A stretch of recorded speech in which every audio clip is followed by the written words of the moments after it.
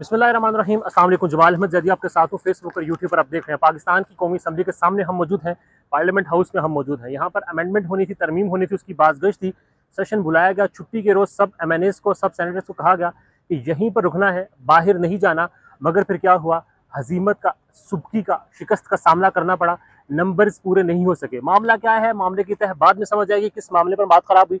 मगर ये वो अमेंडमेंट्स हैं जो पब्लिकली सर्कुलेट कर रही हैं, लीक हुई हैं। बताया जा रहा है कि ये वो अमेंडमेंट्स हैं जो हुकूमत वक्त जो है वो करना चाह रही थी। अब मेरे जो ये पढ़ी हैं, मुझे नहीं लगता कि कोई जमहूरियत पसंद हुक्मरान, कोई जमहूरियत पसंद अरकान असम्बली, कोई जमहूरियत पसंद सेनेटर जो है इन तरमीम में से किसी एक तरमीम की भी हमायत करता। मगर बज़ाहिर जब बात की लोगों से, यहाँ पर हमने शानाना गुजार खान से बात की, यहाँ पर सेनेटर ताज हैदर साहब से बात की, यहाँ पर जितने MNAs आए, हुकूमती हों या फिर अपोजिशन के हों, इन सब से बात की। कहना सबका एक ही था कि हमने नहीं पढ़ा, डिस्कस होगा, तरमीम डिस्कस होगी। अभी पार्लियामेंट की जो कमेटी एक बनाई गई है उसमें आकर डिस्कस होगा। ना हुकूमती MNAs सेनेटर, ना ही अपोजिशन के सेनेटर्स और MNAs, इनमें से किसी ने वो आइनी मुसवदा पढ़ा है जो कल रात से सर्कुलेट कर रहा है, जिसमें यह बताया गया है कि एक नई आइनी अदालत बनाई जाएगी, जिसमें यह अमेंड किया गया कि सदर जब चाहेगा किसी भी हाई कोर्ट के या किसी भी लोअर कोर्ट के जज को निकाल देगा। जिसमें यह बताया गया कि जिसका जब दिल करेगा वो उठा लेगा, और कोई भी हाई कोर्ट का जो जज है सिर्फ शक की बुनियाद पर इस मुल्क के आइन के तहत काम करने वाली जो एजेंसीज हैं उनको नहीं बुला सकेगा। इसमें जहाँ पर और बहुत सारी बातें हुई, मेरे लिए जो हैरान कुन था वो इसमें था insertion of new article 9A of the constitution. In the constitution of the article 9 the following article shall be inserted namely. पहला जी, माहौल साफ बनाना है, चलो समझ आ गई।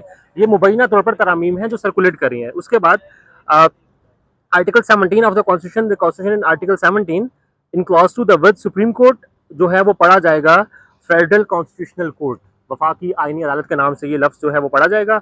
उसके बाद फिर लिखा है जी, the question whether of any and if so what advice by was tendered to the president by the cabinet of the prime minister shall not be inquired into in or any court tribunal और authority. सदर को जो advice कर दी prime minister ने कि ये करना है आपने, तो उसको इस तरमीम के बाद कोई अथॉरिटी, कोई अदालत, कोई भी जो ट्रिब्यूनल है वो चैलेंज नहीं कर सकेगा। और 63A के हवाले से इसमें बड़ी अहम एक तरमीम की बात हो रही थी, जो कि amendment of the article 63A of the constitution in article 63A।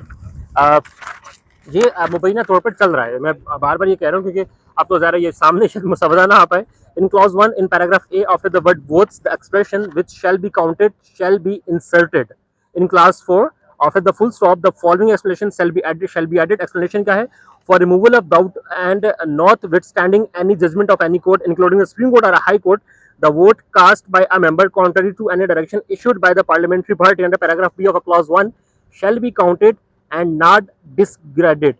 And in class 5 the word Supreme Court, the words Federal Constitutional Court shall be submitted। मतलब आपने ये, मैं इस पर तफसीली बात भी करूंगा, मैं जरा खुद भी इसको समझने की कोशिश कर रहा हूँ। जो पुराना अमेंडमेंट, जो पुराना आइन है और फिर जो ये नया लिखने की कोशिश की जा रही थी, उसका मुवाजना भी करेंगे। मगर ये जो 63A वाला है, इसमें ये लिखा गया, ये बताया गया एक नई आइनी अदालत बनाकर, उसके बाद जो 63A के तहत आपका वोट, आपकी पार्लियामानी लीडर ने ये हिदायत कर दी, सुप्रीम कोर्ट का फैसला भी है कि पार्लियामानी लीडर कहेगा तो वोट आपने देना है, नहीं कहेगा तो नहीं देना। मगर इस तरमीम में ये कहा गया कि आपको अगर कह दिया है कि आपने वोट नहीं देना, मगर आप उसके अगेंस्ट जाकर वोट देते हैं, तो आपका वोट काउंट होगा, आपका वोट काउंट होकर आप डिसीट हो जाएंगे। मतलब आपका वोट काउंट करने वाली बात है। अब ये सब कुछ हो रहा है। डिटेल में कुछ साहबों से भी बात करेंगे, रहनुमाओं से भी बात करेंगे, राय लेंगे। कहना ये है इन सब का, जितने भी लोग यहाँ पर थे, पार्लियामेंटेरियंस थे, सहाफ़ी भी थे, हमने देखे, उन सब ने पढ़ा नहीं है। अब मेरे लिए सवाल ये है कि इस पार्लियामेंट में जहाँ पर 45 हो या फिर फॉर्म 47 जो भी है, इन सब लोगों ने बिना पढ़े आप किसी को कैसे वो तरमीम कर सकते हैं जिसका डायरेक्ट इम्पैक्ट पाकिस्तान की आम आवाम पर है। मिलिट्री कोर्ट्स के हवाले से बहुत अहम तरमीम इसमें शामिल थी, दीगर बहुत सारी चीज़ें इसमें शामिल थी, उस सब पर भी बात करेंगे। फिलहाल ज़रा देखते हैं, कौमी असम्बली का सेशन चल रहा है। पार्लियामेंट हाउस के अंदर जो वो है सेनेट है, वो गैर मुअय्यना मुद्दत तक के लिए मुलतवी हो चुका है। मेरा एक तजस्सुस है कि मैंने बात करनी है फैसल बावड़ा से, और उनसे ये कहना है कि डंके की चोट पर आप कह रहे थे कि तरमीम आएगी, डंके की चोट पर तो तरमीम ना आ सकी, उस सब पर भी बात करेंगे। फिल वक्त तक ये अपडेट है यहाँ से पार्लियामेंट हाउस के सामने से। जो भी अपडेट होगी अगले व्लॉग में आपको ज़रा डिटेल में ये जो दस्तावेज़ है बनी है उसको और दीगर लोगों से बात करके उनकी जो राय है वो रखेंगे। राय का ज़र कीजिएगा। अल्लाह हाफ़िज़।